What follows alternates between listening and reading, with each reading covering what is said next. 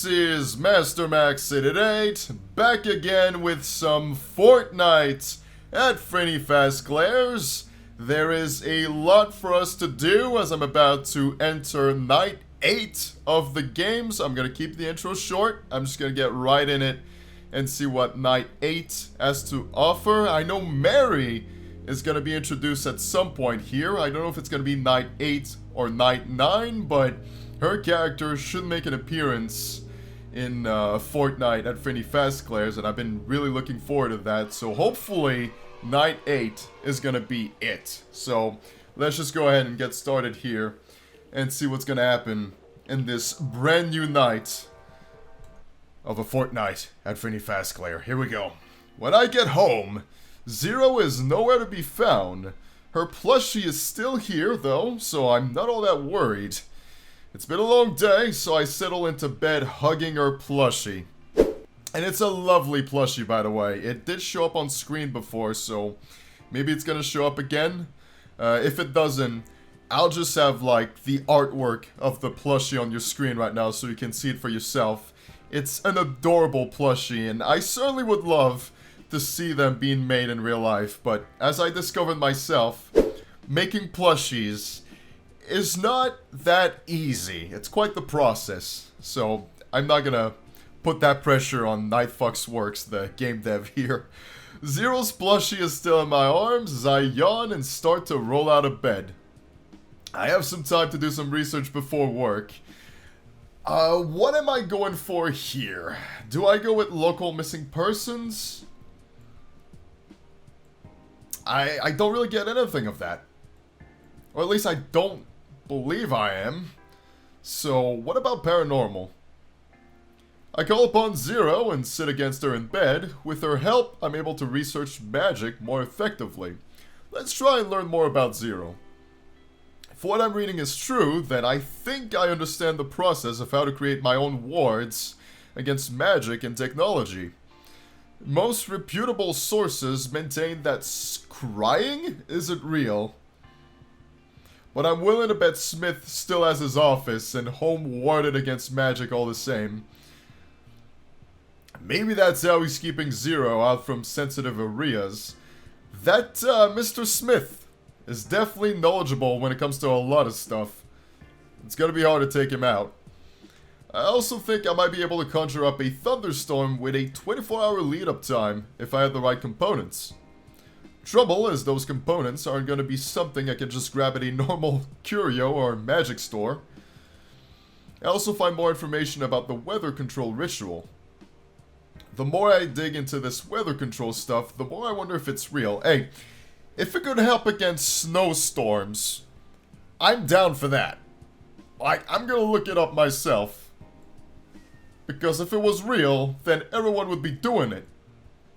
The missing key is genuine ectoplasm or other physically imbued substance. Even then, such a ritual is only about 40% effective.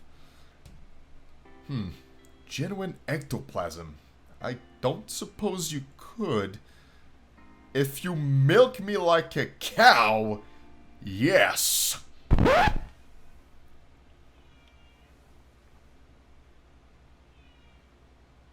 I think Leo's got a problem with that. Let me just open the door to him. Hey, boy. You got a problem against that? You got a problem against that? We need a jar ASAP? Usually when people bring up a jar, it's for unholy reasons. But for this time, I think it's just Milk Zero. Oh my god! Hold up. Leo, what the fuck? Apologies about that. It often happens when you have a cat like Leo. He's always all over the place. I think he's got the zoomies right now, so really unfortunate timing as I'm trying to record this video. Anyway, back to the story.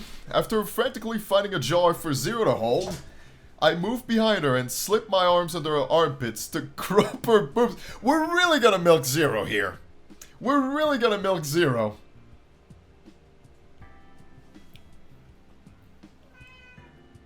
Yeah, I know, Leo. I know. It's not something I was expecting either. I wasn't I wasn't expecting this in this playthrough. I tried and focused on the task at hand, despite Zero rubbing her butt against my... Yep, we're going there. The first few tugs don't yield anything. On the fifth pull, a glowing light green substance. Okay, you know what? Just go back outside. This is not something Leo should be seeing, alright? I just would rather have Leo be outside for this. Oh, and of course, okay. Zero's a cow now. It's official. You thought she was a ghost? She's a cow. Needless to say, I don't stop until I fill the jar up. Hey, we've come too far to stop now. It's getting to be that time of the night where I decide whether to get off or not. Oh boy. I'm a bit creeped out. I'd rather not even think about it. Zero would likely sleep with me in an instant if I asked, but I don't want her love-making to lose its zest or appeal. Right after you've done that? I think both of you should take a break, okay? I'm still gonna save, because I want to play it safe here. But honestly, I think both of them would benefit from just taking a break here. Good lord. Despite some... No, just go to work. Just go to work. Please go to work. That's enough of this. Something feels off when I get inside the nightclub. I'll say, something does feel pretty off. It's similar to the sensation I felt when Zero was haunting me, but somehow more sinister. I feel like there's someone right behind me at all times, no matter how many times I look. Even when I get to the security room and check the feeds, there's no sign of anyone stalking me. I shake my head and read the note Smith's left on the desk. New girl's finally here, kid. She's in the 5th pod. See to it that she meets the other girls and ensures she's rule number 1, compliant, but don't go breaking rule number 1 either. I will know. Ciao. A new girl? Hot damn, that means someone else has gone missing. Could it be a student from Waterfall Institute? Well, that seems to be the trend now, doesn't it? It's all been a bunch of girls from Waterfall Institute. I turn my attention to the cameras in the animatronics room and see that the 5th recharge pod is filled by a large animatronic. That should be Mary. It should be Mary. And there she is. Wow.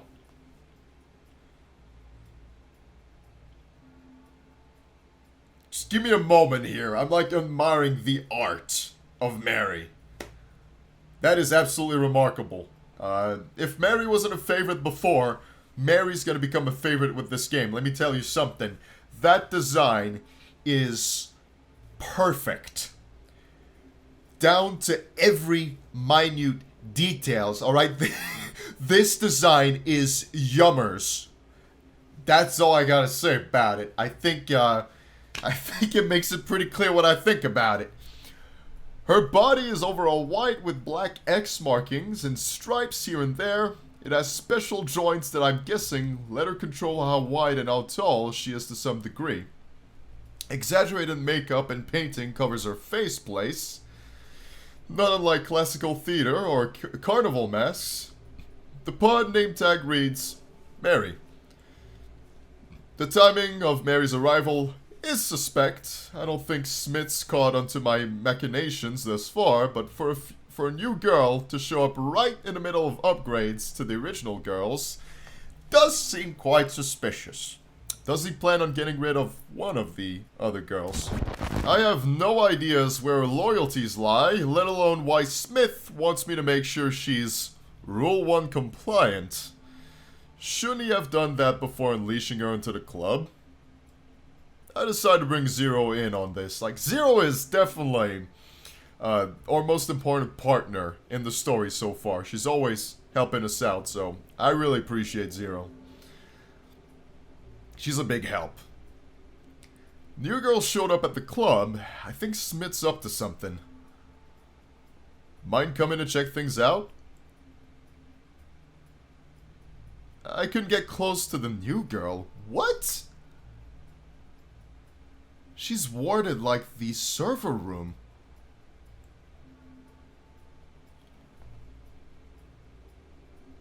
That means I can't suggest things to her, possess her body, or really be in the same area as her. So we're dealing with the paranormal here. So it pays off to study the paranormal as much as possible. That's going to help us get closer to Mary. Great. So she's a walk-in dead zone. Thanks for trying. Well, there's only one thing for me to do now. Let's just go ahead and try to talk to her. If we can. I head for the animatronics room. Once I'm outside Mary's pod, I look to the nearest camera and repeat my oath. I will not mess with the animatronics. I'm only gonna look respectfully. Then I tap the open button on the pod and step back. There's a hiss as the pod opens up and disgorges Mary onto her feet. Her eyes flutter open, followed by her stretching and yawning. When she speaks, her voice has the hint of a foreign accent. Australian, maybe? I'm not gonna attempt an Australian accent, by the way. No, I can't possibly do that. I'll just keep reading normally. I was having such a nice dream, and who might you be, little fella? I'm Josh Black, the night guard. Do you know your name? Where you are? Of course, I'm... Her eyes flashed red before turning blue. She was about to say something else there. I'm Mary. I'm the new girl at Frenni Fazclaire's Nightclub, home to the best and safe adult entertainment. And when it comes to safe adult entertainment, do you know the rules of the nightclub? Rule 1 is to not mess with the customers. I think that was made abundantly clear now. Mary steps closer within arm's reach of me before tilting her head to the side. Oh, she's flexible. She's really flexible. Look at those thighs. That means you and I can have a little fun. No, Mary. No, I'm sorry. No. Not unless you want me to lose my job. Her eyes flash blue once more. Right. You're the night guard. That means you're the highest authority in the building during the night shift. That's correct. And I like to keep things simple and stress-free. A pleasant work environment. You're free to move about the club if your recharge sequence ends early. All I ask is that you don't interrupt me if I'm doing something, and that you listen to any order I give you. Mr. Smith, the owner, likes to leave a list of tasks for me to get done before the shift is over. They usually take time and effort to accomplish before the night's out. Another flash of blue. Right. Mr. Smith is the one who created me. His goal was to create a bartender to replace the high turnover rate of normal bartenders during the day shift. And you're in charge of the bar. I bet you get all kinds of extra tips. Suddenly she became Spider-Man. Just not the kind I really want. Oh well, can you show me where I'll be working? I have a map of the club in my memory banks, but I'm terrible with directions. So am I. Oh, so am I. I don't know what I'd be doing without Google Maps. I'm really horrible with directions. I understand your pain, Mary. Sure, right this way. And if this is a ploy to stare at my ass, remember, no touching. Oh, but I can look all I want, right? I suppose you can. Well, there you go. There you go. I think we're off to a great start with Mary. Mary slides behind the bar and begins inspecting the various liquors, taps, and bottles available to her. Quite the selection here. 20 different beer taps, 50 or so various liquors, and more mixers than is really necessary. You never know, Mary. You never know. Not to mention some of these bottles might be worth more than I am. I honestly doubt that.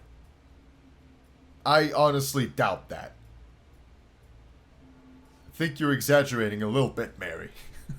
No wonder Mr. Smith needed a consistent, dependable bartender. Settle in, mate. I'm about to make you the best white Russian under $20 that you'll ever have. Great price for a good drink. She's not wrong. When I take a sip of the cocktail, I'm blown away by the texture and decadent taste. It's smooth, creamy, and overall, a great treat. That's pretty damn good. Seems like you've got the bartender thing nailed down. Do you think Smith's going to keep you behind the bar at all times? The other girls all sing, dance, or otherwise perform for the customers. Anything like that in your wheelhouse? Aside from bar tricks, let me see. Her eyes pulse blue several times, as I assume she's checking her programming. I can dance, and I'm also able to offer customers the extra, special VIP package. What's this extra special package exactly? Does it break rule number 1? Nope. Mr. Smith doesn't consider offering buddy shots at a 500% markup to be in violation of rule number 1. What a shrewd businessman, once again.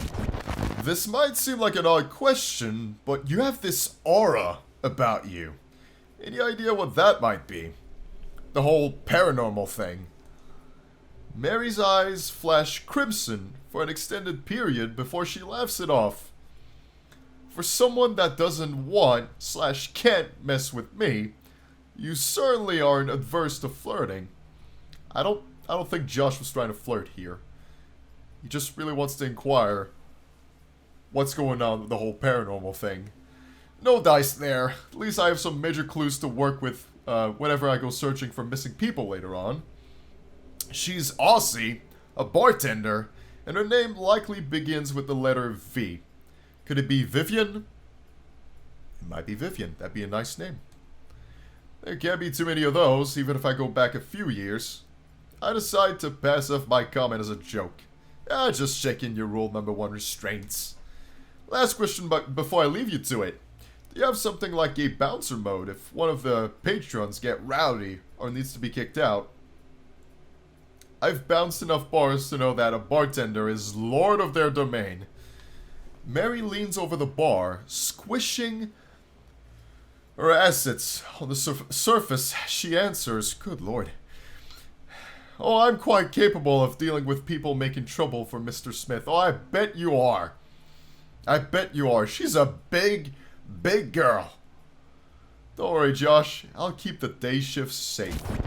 I return to the security room and pull up the camera feed playback. That's when things get even more weird. I don't show up on any of them during the loop time, even when I talk to Mary. It's as if she's always on camera, no matter what loop-in takes place. That's both a boon and a problem. I'll always know where she is, but if Smith scrutinizes the feeds, he might catch on to any camera loop-in. I risk contacting Zero to see if she can provide any further insight into Mary. I explain everything that's happened so far, then add, is there some kind of ward that can mess with technology? Depending on the nature of the ward in question, it can anchor a spot or person. In this instance, Mary's wards keep her omnipresent as far as security systems are concerned. They also would act as a magical guard dog, able to sense if anyone uses magic near them. I've stayed far enough... Wait, hold up. Why did it go back? Why did it go back? I'm not sure why I did that. I don't think I clicked anything. I've stayed far enough away so far, but I won't be able to help you at night unless you figure out a way to get Mary out of the club or deactivate her. So, thanks for the help, Zero. Thanks for letting me know. Always very helpful. That just leaves me with another chunk of time to do more research before my shift's over.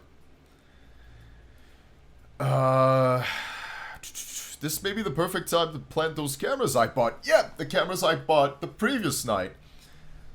Should I research or plant cameras? Plant the cameras. Just plant the cameras. I'm gonna save here, but I feel like it would make all the sense in the world for me to plant the 3 cameras I bought.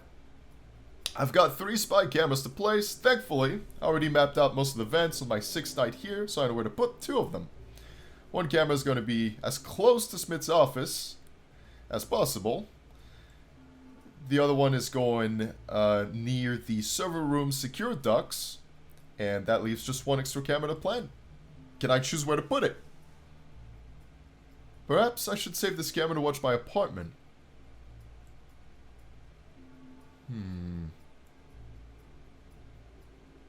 I guess that's what's gonna happen. That's what's gonna happen. He's just gonna save that one for his apartment. And that completes night 8. That completes night 8. But those cameras will definitely be handy. I knew right off the bat when the option to buy cameras came up that this was going to be very useful later on in the game, and it seems like it's becoming useful during night 8, and you know, going forward it's going to be even more useful, of course. But there you have it. Like, night 8 was all about the introduction of Mary, and I have been looking forward to this for such a long time because I knew Mary was going to be implemented in the game at some point or another. I also knew, like, a little bit of her design, like what she would look like. Main reason for this is that NightFox commissioned some emotes from my personal favorite artist, Bommy, and I featured some of her art in some of my previous thumbnails, so you've definitely seen her art. If you haven't seen it, let me put some examples on screen. Bommy is the same person who made all of my Max Shen emotes on Twitch, so I'm a huge fan of Bommy. I've commissioned her like a billion times now, and Bommy made some little emotes of Mary, so that's how I got to see what she would look like. But seeing her in the game, I'm just taken aback at how impressive the design is. Once again, a Fortnight at Frenni Fazclaire gives us so many beautiful designs. I mean, you take a look at all the girls in this game, and they look incredible. Every single one of them. And yes, that includes Fexa. I think all of them offer something unique and something remarkable. So, really, kudos to the artist for having done such a great job with the designs of the girls. And I'm just going to go ahead and save here. And I'm gonna go back to the main menu, and of course, as you can imagine, the next video will be all about Night 9. And once that is completed, I'm gonna go back and try and get some of the scenes I will most definitely have missed during Night 7, Night 8, and Night 9. I know NightFox put a lot of content in this update, so there's no way in hell I managed to catch all of it. One of the main things I'd like to find is the scene that involves Lexi, as well as the scene that involves Lexi and Zero, I believe it is. If I just take a look at the extras here, I'm going to see it right there. So there's a scene that involves Lexi, just Lexi alone, and also a scene that involves Zero and Lexi. They team up for a very special scene. So if I don't get that as I finish Night 9, I'm going to go back and try to find a way to unlock those scenes. That's going to be my main goal after I just do my casual playthrough. This is what I want to call this. This is just my casual playthrough. I don't put no pressure on my shoulders. I'm just going with it as, you know, as I want to. And the main focus is, once again, to do all the best things for Chiku. But there's another playthrough dedicated to Lexi and another playthrough dedicated to completing the main quest. So, yeah, I think this video should be long enough as it is. I'm gonna try to wrap it up here, because I'm just talking and talking. So, thank you so much for watching all of this. You've been incredibly patient. I hope you are enjoying the game so far. I certainly am, and it was great to see Mary finally introduced to a Fortnight at Frenni Fazclaire's. Be sure to support NightFox on Twitter or Patreon. The links, as always, will be in the video description. Be sure to take a look at Bommy. She's the artist who made a lot of cute little emotes, both for myself and NightFox. So support her on Twitter. And you can take a look at the Great Legion's Discord server, as always. If you have not joined it yet, definitely do so. You can take a look at my own Patreon page as well to see a lot of exclusive content. and a lot of uncensored content. So it's a great place for that, and it really helps the channel. So that's really it for this video. That's it for Night 8 for now, but I'll most likely be revisiting like Night 8 and Night 7 and even Night 9 in future videos. There's a lot of content here, so stay tuned for that. And until the next video, as always, take it away. I'm at the door.